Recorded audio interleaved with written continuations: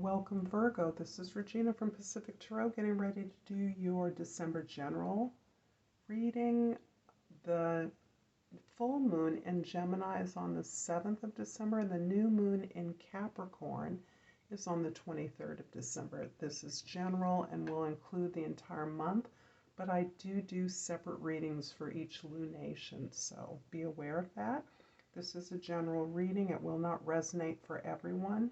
I encourage you to look at your sun, moon, rising signs, and any other placement that's important to you for a fuller message.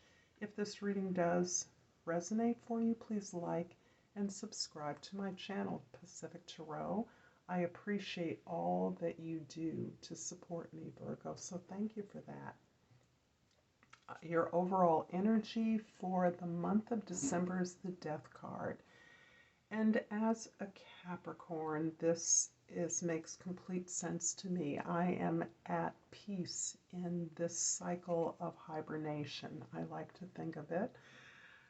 The Death card is in keeping with the season. This is the time when we pull in, when things go fallow, when we allow the earth to close in upon itself, and we likewise let go, release those events, activities of the past, and allow ourselves to gestate, to find peace, to restore ourselves, to get that necessary recuperation that will prepare us for the coming of new birth in the spring.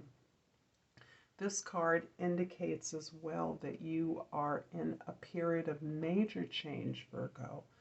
There's very little about your life currently that has been safely in existence for a while. You are substituting, rebirthing, repurposing a lot of aspects of your existence at this time, and really allowing yourself to be informed by whatever it is that you are releasing and letting go of.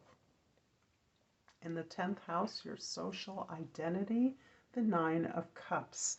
And this is you enjoying being content, being fulfilled and satisfied in your collective experience, in the aspect of your life that puts you in your community, working with others. This can be a job, this can be domestic, this can be your home, but you are feeling fulfilled in your communal purpose and experience. In the first house, we have the Emperor.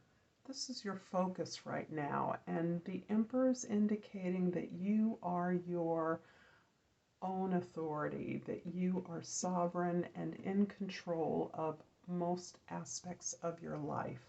That sense of control is based upon your experience, your vast experience, bringing things to fruition, manifesting those experiences, opportunities, and things that you want as part of your life that give you a sense of control on behalf of others.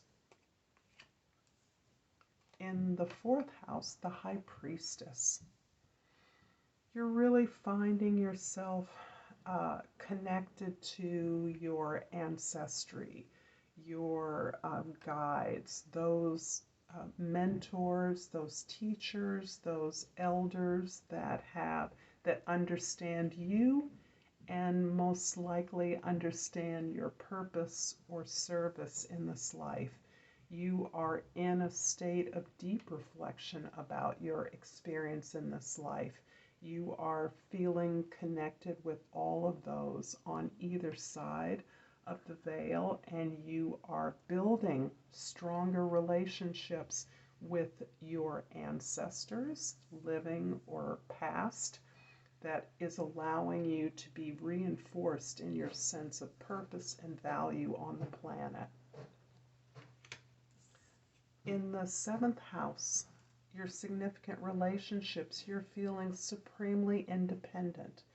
You have developed your resources in a way that really supports this sense of satisfaction and accomplishment that you're experiencing right now. You experience achievement and safety, stability, and protection.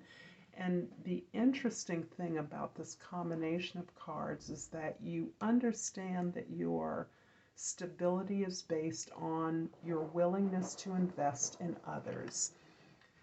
This is a generosity that reflects your values, your collective values, your communal values, your ability to recognize that your environment, social or work environment, is a collection of talents and intentions that is willing to invest in a way that does not stabilize or jeopardize the resources or foundation you've created for yourself. The Emperor in the first house is clarified by the Seven of Cups in the second house and the Four of Pentacles in the third house. You are experiencing a couple of different things. There's, well, probably more than a couple, but there's a little resistance to some of the changes that are occurring to you. Some of the things that are passing out of your life are doing so in a way that does not feel comfortable, that feels destabilizing, and that may exacerbate a sense of insecurity you have. In other words, you can't hold on to everything that gives you independence or joy, that gives you a sense of purpose and advocacy on behalf of others. You are projecting or recognizing that you have a lot of options, but you also recognize that not all these so-called options or opportunities are for you or are of equal value. So you are aware that the deep change that is occurring within your own being is necessarily producing these projections, fantasies, and even illusions about ways to kind of salve and ease these tremendous changes that are occurring within you.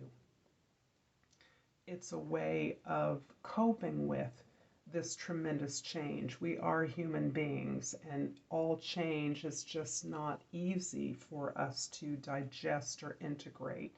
And so there is a way in which you are somewhat resistant to losing things that you feel attached to, that you feel contribute to your stability.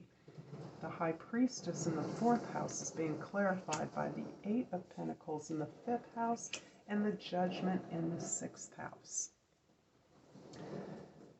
The new moon in Capricorn on the 23rd is impacting your fifth house, and that is in the second half of the month more. This is your creative expression, your ability to build up and master your skills and talents.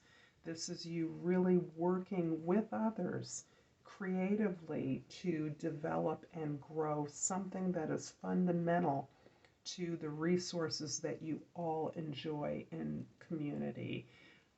You are also having an opportunity to revisit a relationship or an event from the past. In the past, a similar situation was a disappointment in that it never fulfilled its promise. This may have been a friendship or a working relationship, someplace you worked where you weren't quite able to grow this into something that worked for you successfully in the long term. In the interim, you have grown and changed, and you now recognize the appropriate way to bring this to successful completion. And this is coming up through a job you once had, a former position. Perhaps it was in an earlier iteration of your career where an opportunity was not maximized in a way that brought you fulfillment and the purpose that you are aligned with. You have a chance to do this over. There is a second chance occurring in your life, and it's most likely available through an organization or a group that you will have a chance to work with, that you are working with, and that this time this effort will be successful and conclusive because you understand now your purpose, and that you also understand the purpose of all those involved. This is highly reflective of the sense of general life purpose that is emerging in your life. The Nine of Pentacles in the 7th house is clarified by the Seven of Pentacles in the 8th house and the Knight of Swords in the 10th house. I mean the 9th house. You are, again, reevaluating the efforts that you've made as part of sharing the resources with others.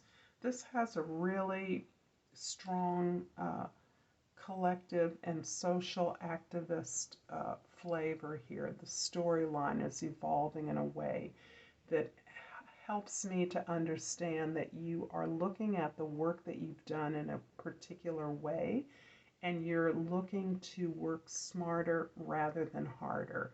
You're looking to be more strategic as you begin planting some new seeds.